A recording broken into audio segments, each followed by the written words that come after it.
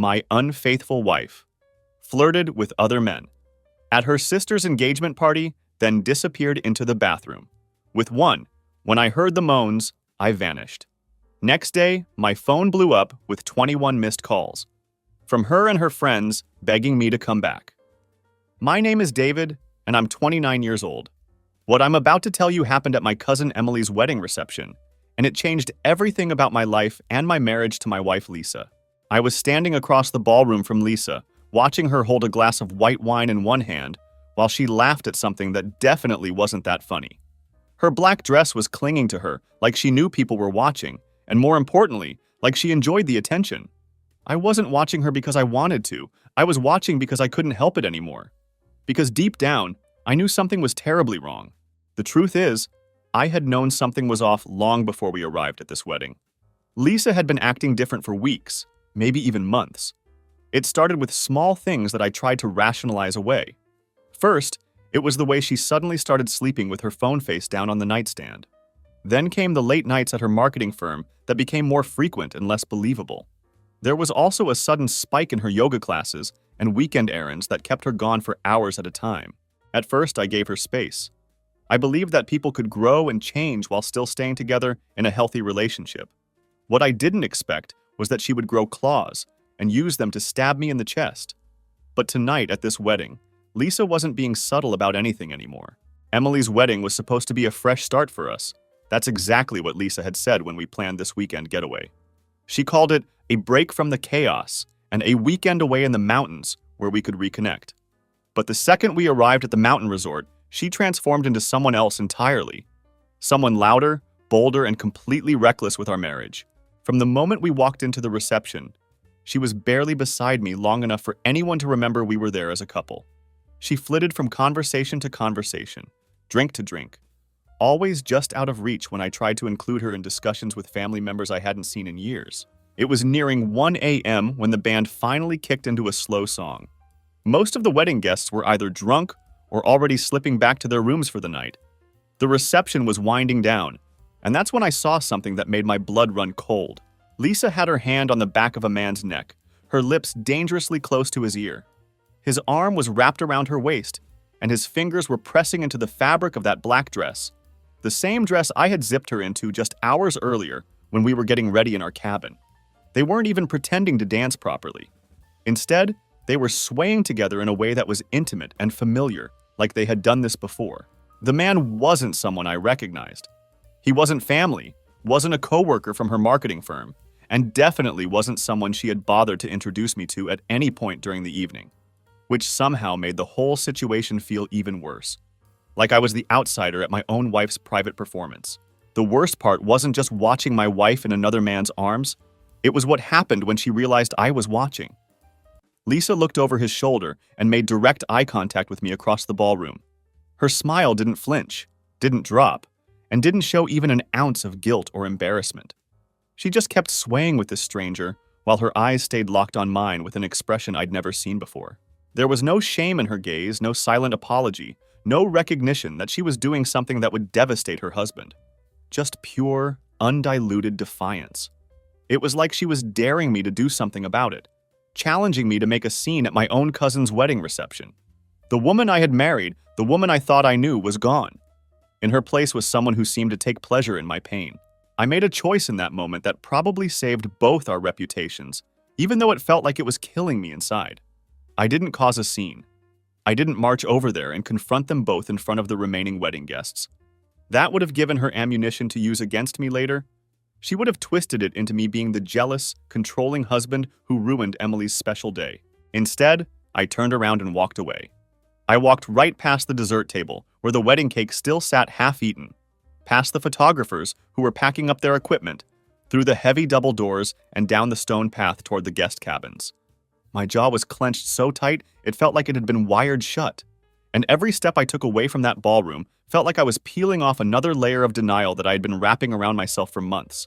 The mountain air was cold and sharp against my face, but it didn't do anything to cool the rage that was building inside my chest. I had spent weeks, maybe months, making excuses for Lisa's behavior, convincing myself that marriages go through rough patches and that we would work through whatever was bothering her. But watching her in that ballroom, seeing the way she looked at me with such cold defiance, made me realize that I had been living in a fantasy. She didn't follow me out of the reception. Not for another 45 minutes, and every minute that passed felt like confirmation that I was right to be suspicious. When she finally burst into our cabin, she threw her heels down by the door, like I was the one who had ruined the entire evening. "What the hell was that?" she snapped at me, her voice sharp with indignation. She was acting like she was the wounded party in this situation, like I had somehow wronged her by walking away from watching her intimate dance with a complete stranger. I said nothing. I just stood there looking at her, taking in the sight of my wife in that stupid black dress, breathing hard with mascara slightly smudged under one eye and what looked like a wine stain on her wrist. She was disheveled in a way that made her look guilty, but her attitude was pure aggression. "So you're just going to walk away just because I had a dance with someone?" she continued, her voice getting louder. "Grow up, David." I still said nothing. What was there to say? We both knew what I had witnessed wasn't just a dance, and her attempt to minimize it was almost as insulting as the act itself. She scoffed and turned around like she couldn't believe she even had to deal with me. "God, you always do this," she said, throwing her hands up in exasperation. "You always make everything into a thing. It was just a damn dance." Except it wasn't just a dance, and we both knew it. The way she had touched him, the way she had looked at me while doing it, the intimate swaying instead of actual dancing. None of that was innocent, and her insistence that it was made everything so much worse. That night, I couldn't bring myself to sleep in the cabin with her. The air felt poisoned with her lies and my anger, and I knew that staying there would only lead to more fighting that wouldn't solve anything. I packed a duffel bag with whatever clothes I could grab in the dim light, trying not to wake her as she had finally stopped her defensive tirade and gone to bed. I walked out to my car and drove into the dark mountain roads with no destination in mind. I just needed to get away from her, away from the cabin, away from the whole toxic situation.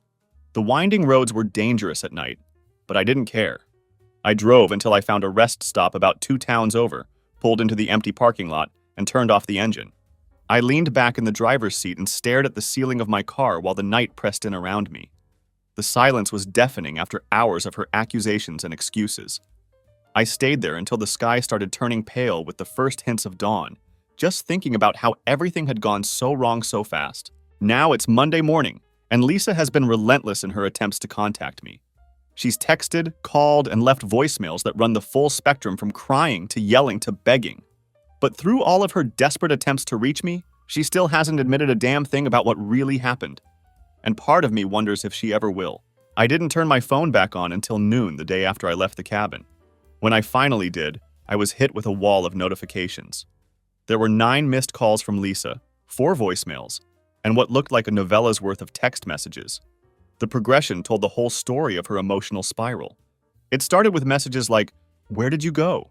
You're being ridiculous," and eventually evolved into, "Can we please just talk?" It was fascinating in the most depressing way possible.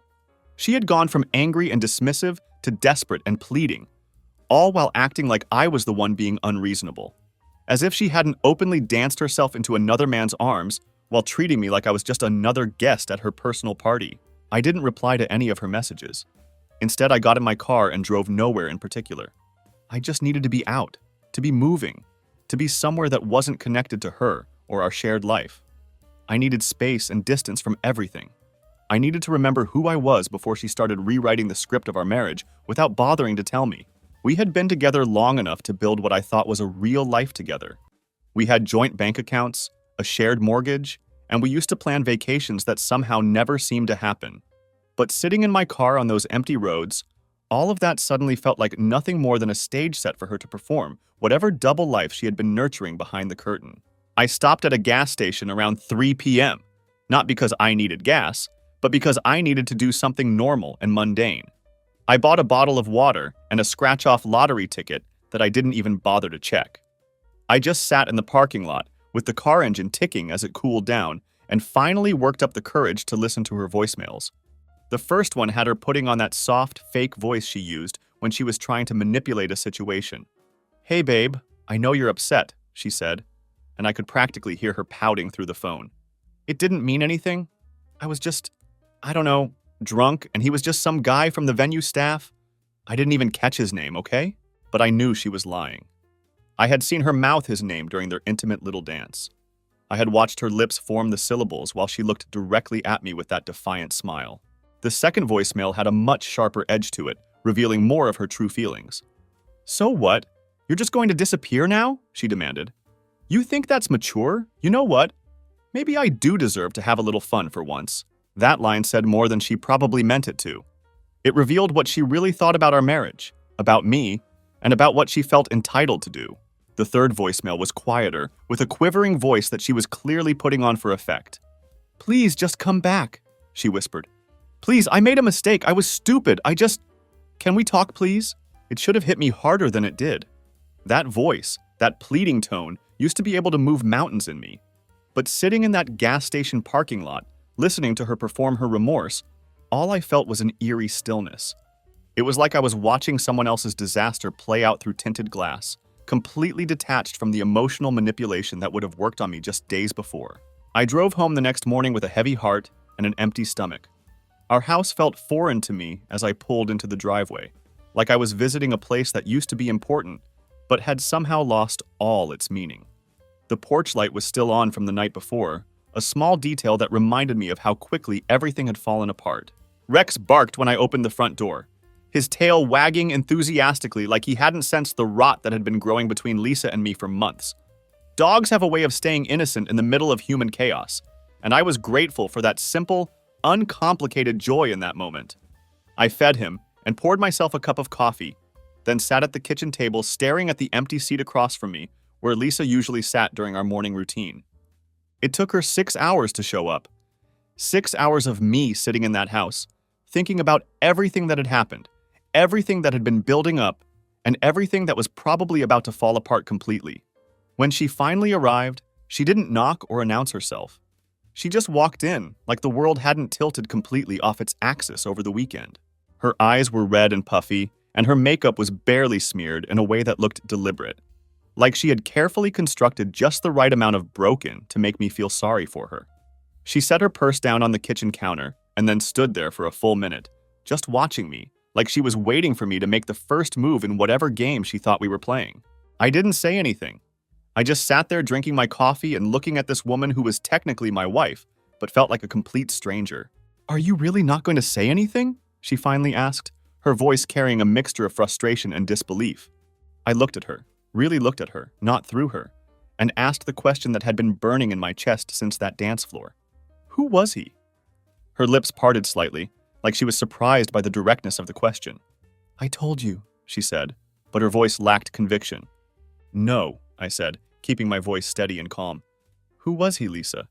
She hesitated, and that single moment of hesitation confirmed everything I had suspected. That pause, that tiny crack in her performance, told me more than any confession could have. "You've been talking to him before the wedding," I continued, watching her face carefully. This wasn't the first time. Her eyes flickered with something that might have been panic, and she opened her mouth, then closed it, then opened it again, like she was trying to find the right lie to tell me. "You've been so checked out lately," she finally said, deflecting my question entirely. "What did you expect me to do?" The line dropped between us like a slap across the face. My hand clenched around my coffee mug so hard I thought it might crack. She wasn't sorry. Not really. She wasn't heartbroken or devastated by what she had done. She was cornered, and now she was lashing out like a trapped animal. And suddenly I realized that I had to decide what the hell I was going to do with all these broken pieces of our marriage that she had scattered across the floor. The silence that followed wasn't the comfortable quiet of a couple who understood each other. It had weight and substance. It moved through the room like a living thing, scraping against the walls and settling into the corners. Lisa stood there in the middle of our kitchen with her arms crossed, like she was the one who needed to defend herself from me instead of the other way around. Her hair was still styled from the wedding, though now it was a bit frayed at the edges. Her voice had lost that sweet, manipulative glaze she usually dipped it in when she wanted something from me. Now she sounded raw and desperate, but also defiant. "I didn't plan for it to happen," she muttered, finally breaking the silence. I leaned forward in my chair, feeling something cold and sharp settle in my stomach. "You didn't plan for it to happen?" I repeated. "Are you really trying to sell me the story that this was spontaneous? That you just randomly met some guy and decided to put your hands all over him in front of your husband on a night that wasn't even about you?" She flinched at my words, which was the first genuine reaction I had seen from her since she walked through the door. I was drunk, she tried again, but the excuse sounded weak even to her own ears. I shook my head slowly. No, you were buzzed. You weren't drunk enough to forget that I was in the room watching you. You weren't drunk enough to forget every step of that dance and every place you decided to put your damn hands. She looked away from me, her jaw tightening in that way it did when she was preparing to deflect and redirect. I had seen this pattern during our fights before. She would try to find something unrelated to focus on. My tone, my job, the way I leave cabinet doors open, and use it to steer us away from whatever she had done wrong. But this time, I wasn't going to let her take control of the wheel. So tell me, I said, keeping my voice flat and emotionless, how long has this been going on? I told you, I don't even know him, Lisa replied, but her voice wavered slightly. That was it. I had reached my breaking point. I slammed my hand against the kitchen table, not hard enough to hurt anything, just enough to snap her lie clean in half and get her attention. I watched you whisper his name, I said, my voice deadly calm. Don't insult my intelligence. Her face dropped, and I could see the exact moment when her carefully constructed story began to crumble. That was the crack I had been waiting for, the moment when she realized she couldn't lie her way out of this anymore. And then finally, her mouth opened and the truth came tumbling out, crooked, ugly, and incomplete, but still more honest than anything she had said to me in months. His name is Ryan, she said, the words barely above a whisper. We met at a product launch event last month. He's in marketing. I nodded slowly, feeling every word carve itself into my chest like a knife. And? I prompted. She swallowed hard, her throat working like she was trying to get the words unstuck. And we texted a bit, nothing serious. Nothing happened. Not until the wedding. And what exactly happened at the wedding? I asked, even though I dreaded hearing the answer. She hesitated again, and I could see her weighing her options, trying to figure out how much truth she could get away with giving me. I stood up from my chair, and she instinctively stepped back. Don't make me pull this out of you piece by piece, I said, my voice getting harder. Spit it out. Her voice dropped to barely a whisper. We kissed. I stared at her, letting those two words hang in the air between us like a death sentence. You kissed him. She nodded, unable to meet my eyes. I took a slow, deep breath, the kind that burns through your lungs like acid when everything inside you is breaking apart. She was standing there thinking that saying just a kiss would somehow soften the blow, like that was the minimum dosage of betrayal that she could get away with. I didn't mean for it to go that far, she whispered, as if that made any difference. Go that far? I repeated incredulously. Lisa, you didn't trip and fall into his mouth. You made a choice. While your cousin was out there saying her wedding vows, you were writing your own with a complete stranger. That's when she finally started crying. Real tears this time, not the calculated moisture she had been threatening me with since she walked in. But it didn't move me the way it once would have. I had seen her cry during romantic comedies, seen her cry when restaurants forgot her side order. She could summon tears like clockwork whenever she was cornered and needed to change the dynamic of a conversation. You haven't been here lately, she said through her tears, trying to turn this back on me. You're distant. You barely talk to me anymore. I feel alone all the time. And cheating fixes that? I asked. I didn't cheat, she shouted suddenly, her voice echoing off the kitchen walls. The room went completely quiet. Even Rex looked up from his spot on the floor, like he could feel the weight of the moment shifting around us. I didn't sleep with him, she said, her chest heaving with emotion. So it's not cheating. I actually laughed. A bitter, short laugh that surprised even me. You didn't sleep with him, so it doesn't count? That's your line? That's where the truth ends and your dignity begins? Her eyes flashed with anger. Don't twist this around. I'm not twisting anything, I said, walking past her toward the counter where I had left my keys. I'm just finally looking at this situation straight for the first time in months. She reached for my arm as I passed, but I pulled away from her touch. Where are you going? She asked, panic creeping into her voice. Somewhere that doesn't smell like lies, I said without looking back. The door closed behind me with a finality that echoed through my bones. But her perfume still clung to my jacket like a ghost, following me out into the afternoon air that hit me like a slap. Cool and sharp against my skin. The kind of air that makes you want to breathe deeply, but also makes you want to run as fast as you can. I didn't know where I was going when I got in my car and pulled out of our driveway. I didn't want to know. All I knew was that I had to get out of that house, away from the chaos she had left scattered across our kitchen like broken glass. away from the toxic cloud of her lies and excuses. I drove aimlessly through town, the roads blurring beneath my tires, as my mind raced through every moment since I had first met Lisa. Every laugh we had shared, every promise we had made, every time she had looked me in the eyes and sworn she loved me. Was it all just words? Were all those moments just lies wrapped in honey-sweet tones, designed to keep me compliant while she built her secret life behind my back? I wanted to scream, to pound my fists against the steering wheel, to let out all the rage that was building up inside my chest. But the only sound in the car was the steady hum of the engine and the occasional whoosh of other cars passing by on the highway. I ended up at a bar on the outskirts of town, one of those places where nobody knew my name, and the jukebox played songs about broken hearts and betrayed lovers.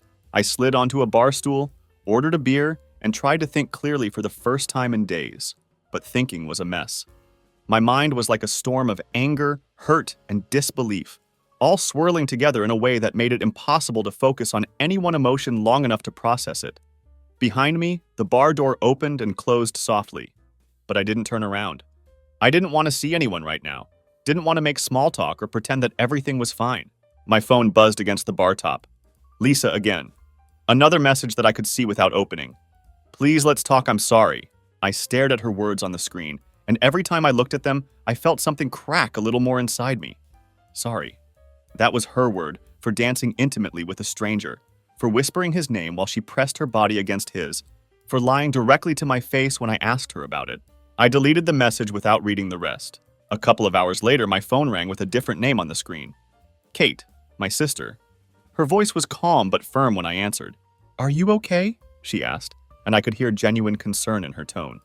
I wanted to tell her everything about the betrayal, about the lies, about the way Lisa had systematically shattered the life we had built together.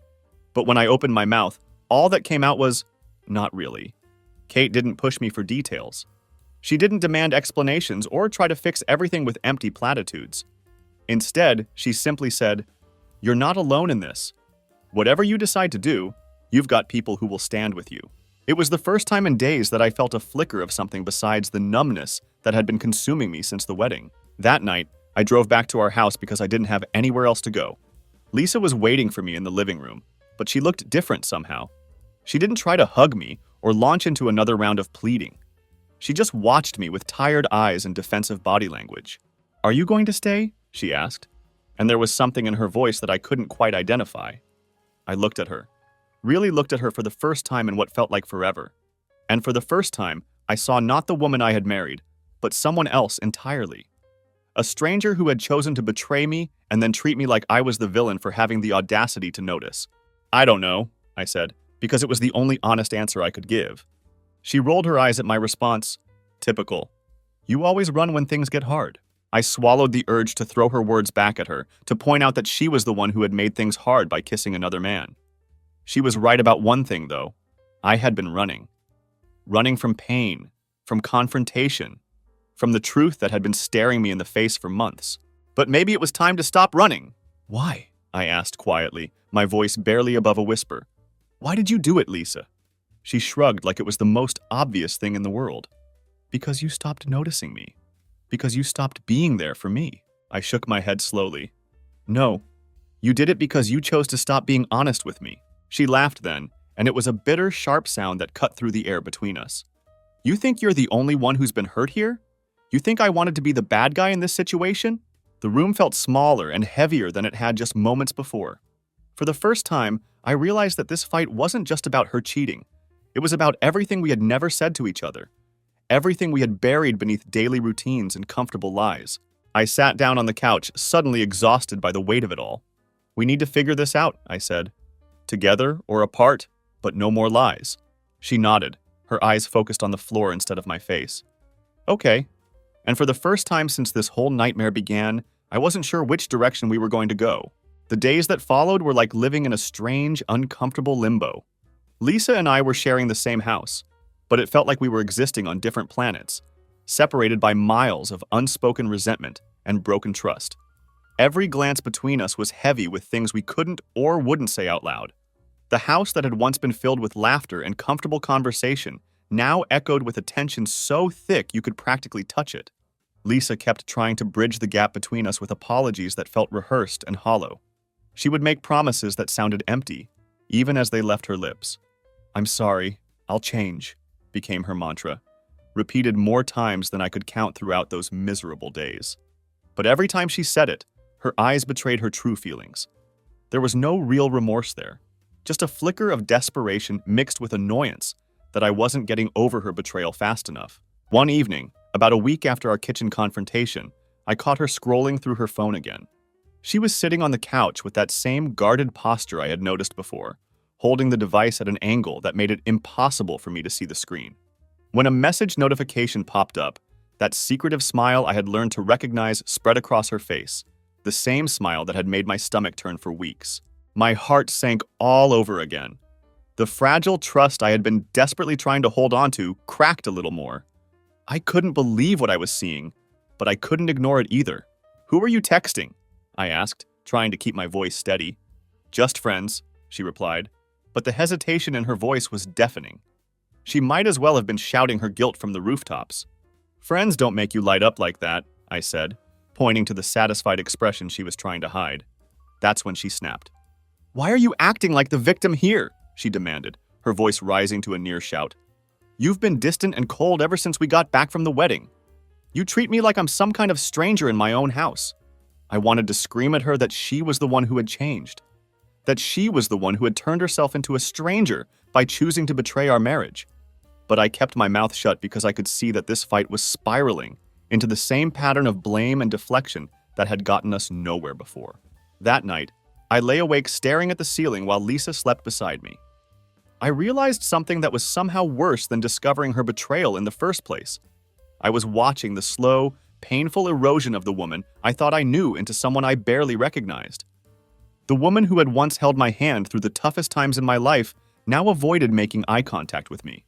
Her words had become sharp and dismissive, like every conversation with me was an inconvenience she had to endure.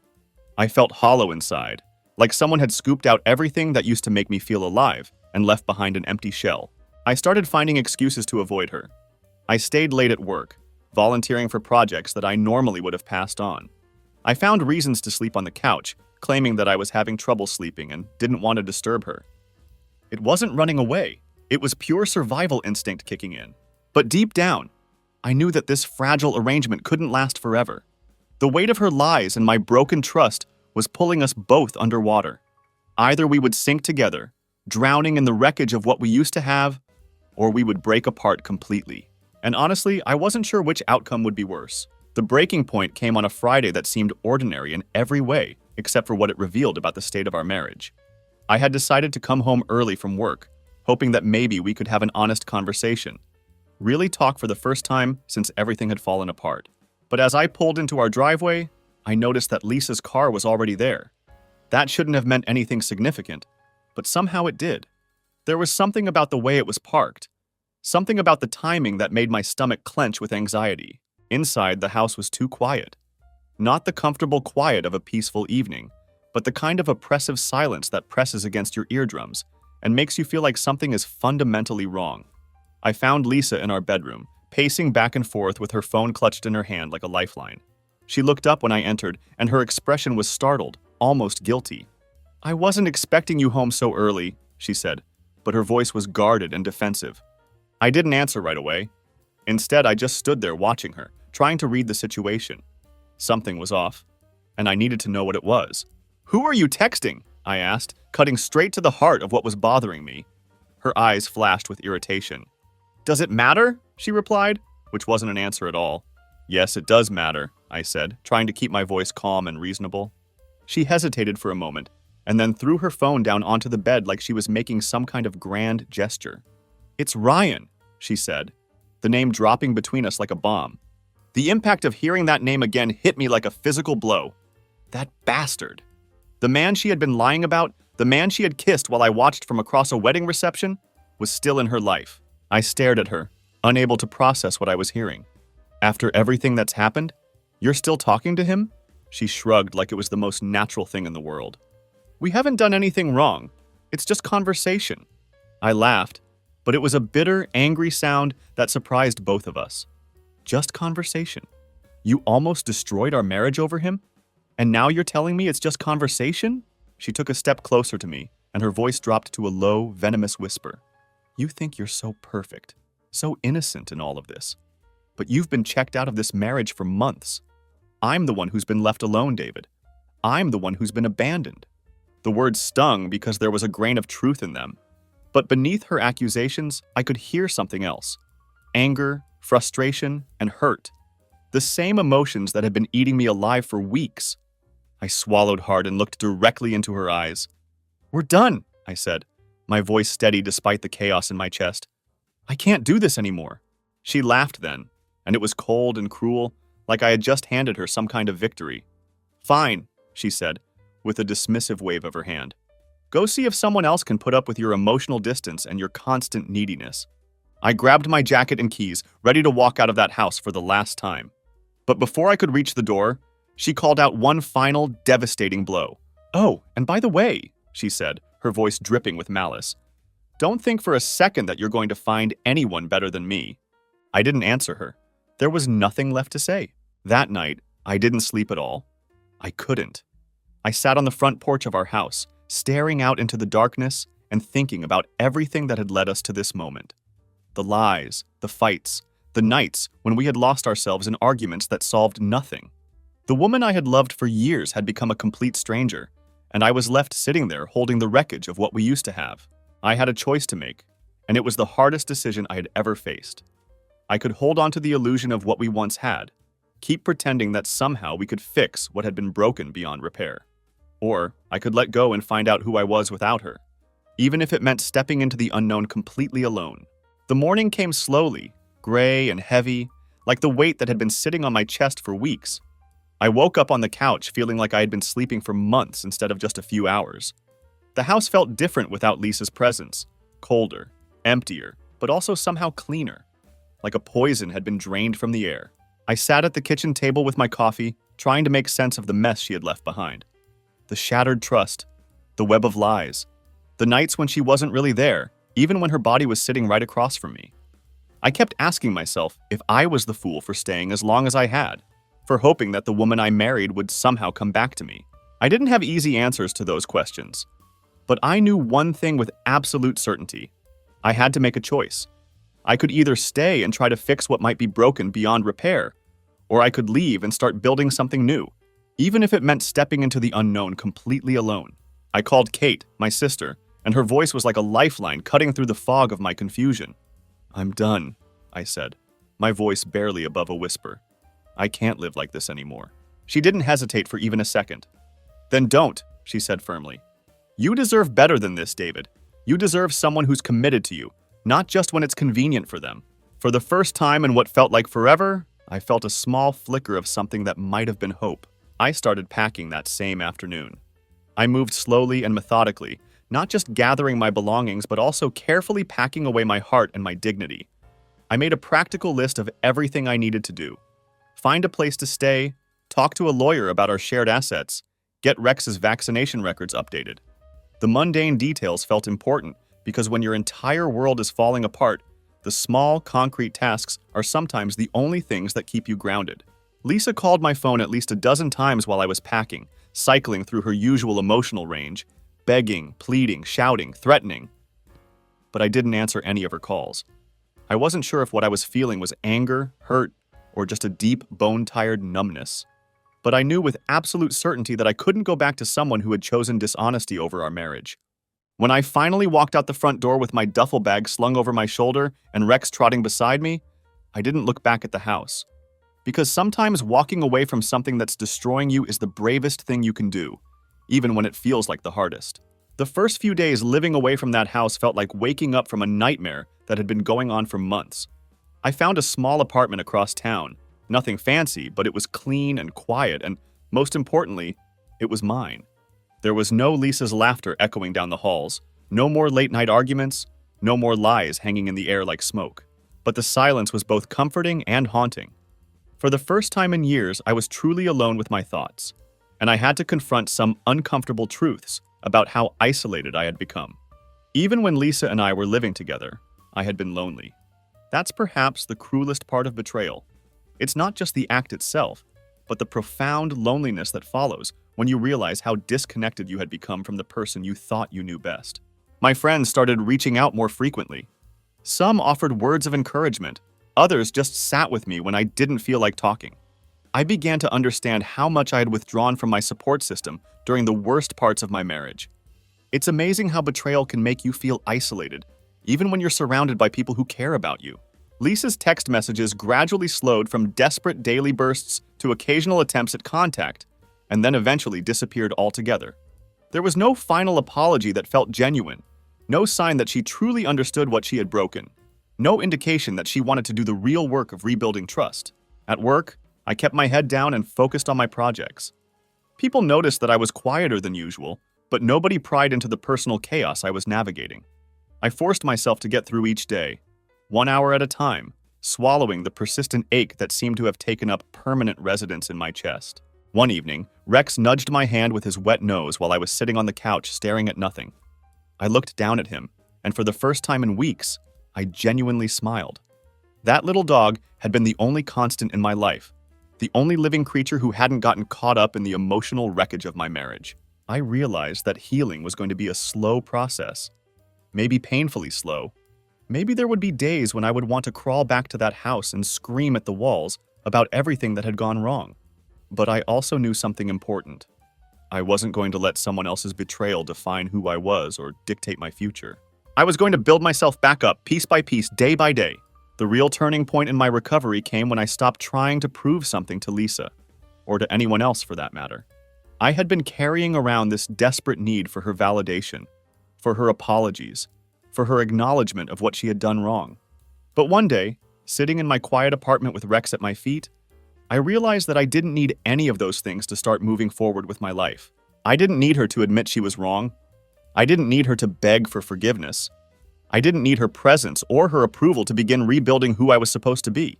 That's when I decided to sign up for a boxing class at a gym across town. I had never been much of a fighter, but I needed something physical, something that would force me to get out of my own head and focus on the present moment. The gym smelled like sweat and determination, and from the first day I walked through those doors, I felt more alive than I had in months. Each punch I threw at the heavy bag was a release. Anger, sadness, betrayal, frustration. All the emotions I had been bottling up inside my chest for so long finally had somewhere to go. The physical exhaustion felt good, clean, like I was sweating out the poison that had been accumulating in my system. I also started reconnecting with friends I had been neglecting during the worst parts of my marriage. People who reminded me that I wasn't defined by what Lisa had done to me, that I had an identity and a worth that existed completely separate from her betrayal. These friends didn't care about the drama with Lisa or Ryan, or the wedding reception disaster. They just cared about me as a person, and that meant more than I can adequately express.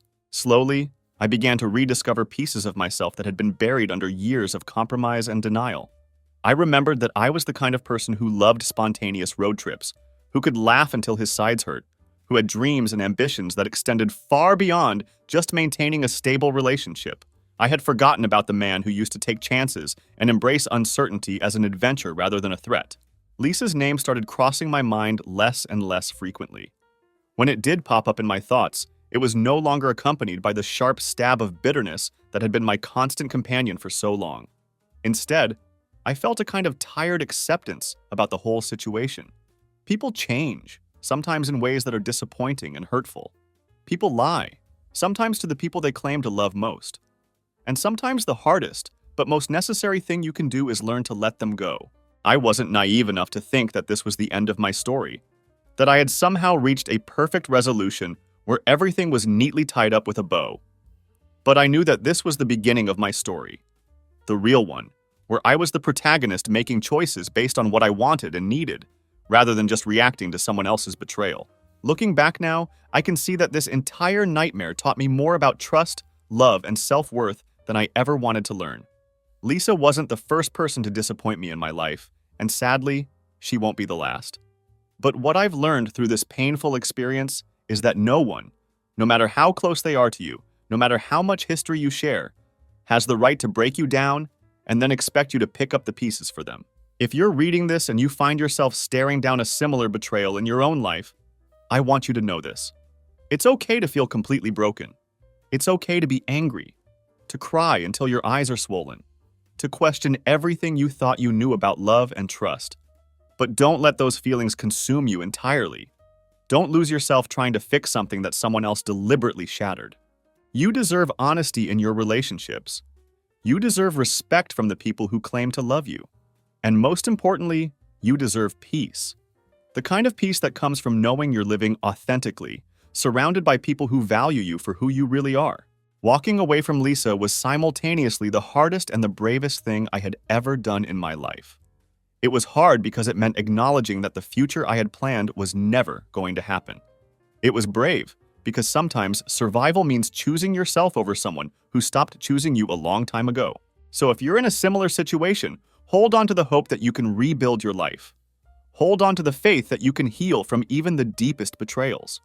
And remember that someday, maybe not today, maybe not tomorrow, but someday, you'll look back on this painful chapter and see not just the pain, but the incredible strength it took to walk away from what was destroying you. Stay strong out there. You're worth more than you know. The months that followed my split from Lisa were a strange kind of limbo that I hadn't expected. We had developed this unspoken truce between us. No phone calls, no text messages, no attempts at contact. Just silence stretching between us like a deep canyon that neither of us was willing or able to cross. I tried to focus entirely on myself and on building a life that wasn't tangled up in lies and betrayal. But sometimes, especially late at night when the apartment was quiet and Rex was sleeping peacefully at my feet, the memories would creep back in. I would remember the laughter we used to share, the plans we had made for our future together, the promises we had sworn to each other in what felt like a different lifetime. During those dark moments, I would find myself wondering if I was mourning the actual person Lisa had been, or if I was just grieving the idea of her. The woman I thought I knew, the relationship I thought we had built together. Maybe what I was really missing was a ghost, a fantasy that had never been real in the first place. Therapy helped more than I had expected it to. Talking to someone who didn't judge me or take sides made me realize just how deep the damage went. It wasn't just about Lisa's betrayal. It was about how long I had let the problems in our relationship fester without facing them head on. I had been avoiding difficult conversations, making excuses for her behavior, and essentially enabling the slow destruction of our marriage. I learned that seeking professional help wasn't a sign of weakness or failure. It was pure survival, a necessary step in the process of rebuilding myself from the ground up. Through therapy and my own personal reflection, I started meeting new people. Not because I was trying to replace Lisa. That wasn't the point of any of this. But I needed to remind myself that human connection didn't have to come with betrayal as a hidden cost. I needed to learn that trust could be built again, brick by brick, even after it had been completely demolished. Slowly, I began to believe in something I hadn't dared to hope for in a long time. A future where I wasn't defined by her lies, but by my own strength and resilience. It's been almost a year now since I walked away from that house and that marriage, and I'm still actively working on putting the pieces of my life back together. Some days are significantly better than others. Some days I feel like I'm genuinely moving forward, making progress, becoming the person I was meant to be. Other days, the past sneaks back in like an unexpected storm, threatening to pull me back underwater and drown me in old pain. But here's what I've learned through this long, difficult process. Healing isn't linear. It's not a straight line from point A to point B. It's messy, unpredictable, and absolutely exhausting. There's no quick fix, no magic solution, no neat ending where everything suddenly makes perfect sense. What there is, however, is the slow, steady work of reclaiming your life. Your peace of mind, your capacity for joy, your sense of self-worth. All of these things can be rebuilt, but it takes time and intentional effort. I don't hate Lisa anymore. That's not what this story is about, and it's not the place I wanted to end up emotionally. Instead, I find myself feeling genuinely sorry for the choices she made and the person she allowed herself to become. I pity the fact that she chose deception over honesty, that she chose temporary excitement over long-term commitment. But I absolutely refuse to let her betrayal define me or dictate what my future will look like. I'm actively building new memories now, surrounded by people who value honesty and respect. I'm learning to trust again, cautiously, carefully, but with genuine hope. Every single day, I remind myself that walking away from that toxic situation wasn't the end of my story. It was actually the beginning of a much better one where I get to be the protagonist, making choices based on my own values and desires, rather than just reacting to someone else's bad decisions. If you're currently stuck in the darkness of betrayal, feeling like you'll never find your way out, I want you to know that you're not alone in this struggle. No matter how hopeless things seem right now, no matter how deep the pain cuts, there is a path forward. It might not be the path you originally planned to take, but it can lead to something beautiful and meaningful. The journey starts with choosing yourself, with deciding that you deserve better than what you've been accepting. It's not easy and it's not quick, but it's possible. And you're stronger than you know. It's been almost a year since I walked away from Lisa that final night, and I'm still actively engaged in the process of putting my life back together. The work isn't finished. I'm not sure it ever really will be, but I'm in a fundamentally different place now than I was during those dark months when everything was falling apart. Some days are genuinely good days. I wake up feeling optimistic about the future, excited about the possibilities that lie ahead. I feel like I'm moving forward with purpose and direction, becoming the person I was always meant to be before I got lost in the chaos of a failing marriage. But other days, the past has a way of sneaking back in like an unexpected storm system. Old memories surface without warning, bringing with them a wave of emotions I thought I had already processed. On those days, the pain feels fresh and immediate, and I find myself questioning whether I'm actually making progress or just fooling myself into thinking I'm healing. Here's what I've learned through all of this. Healing isn't a linear process. It's not a neat, predictable journey from point A to point B. It's messy, unpredictable, and absolutely exhausting. There's no quick fix that will magically erase the damage that was done. There's no perfect ending where everything suddenly makes complete sense and all the pain disappears. What there is, however, is the slow, steady, intentional work of reclaiming your life.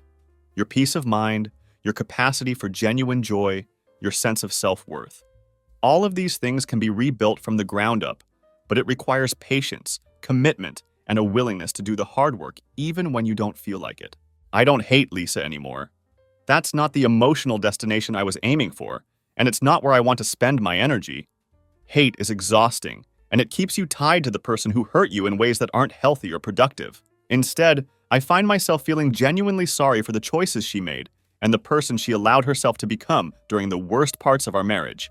I pity the fact that she chose temporary excitement over long-term commitment, deception over honesty, and her own immediate desires over the stability and trust we had built together. But I absolutely refuse to let her betrayal define who I am or dictate what my future will look like. I'm actively building new memories now, surrounded by people who understand the value of honesty and respect. I'm learning to trust again, cautiously and carefully, but with genuine hope that meaningful connections are still possible. Every single day, I make it a point to remind myself that walking away from that toxic situation wasn't the end of my story. It was actually the beginning of a much better chapter, one where I get to be the protagonist making choices based on my own values and desires, rather than just reacting to someone else's betrayal and dishonesty. If you're currently trapped in the darkness of betrayal, feeling like you'll never find your way back to the light, I want you to know something important. You're not alone in this struggle. The pain you're feeling is real and valid, and it's okay to sit with it for a while. But don't let it become your permanent address. No matter how hopeless everything seems right now, no matter how deep the pain cuts into your heart, there is a path forward. It might not be the path you originally planned to take, and it might not look anything like what you thought your life would become, but it can lead to something beautiful and meaningful if you're willing to do the work. The journey toward healing starts with making a simple but profound choice, deciding that you deserve better than what you've been accepting. It's not easy and it's definitely not quick, but it's absolutely possible. And you're stronger than you realize. Trust me on that one.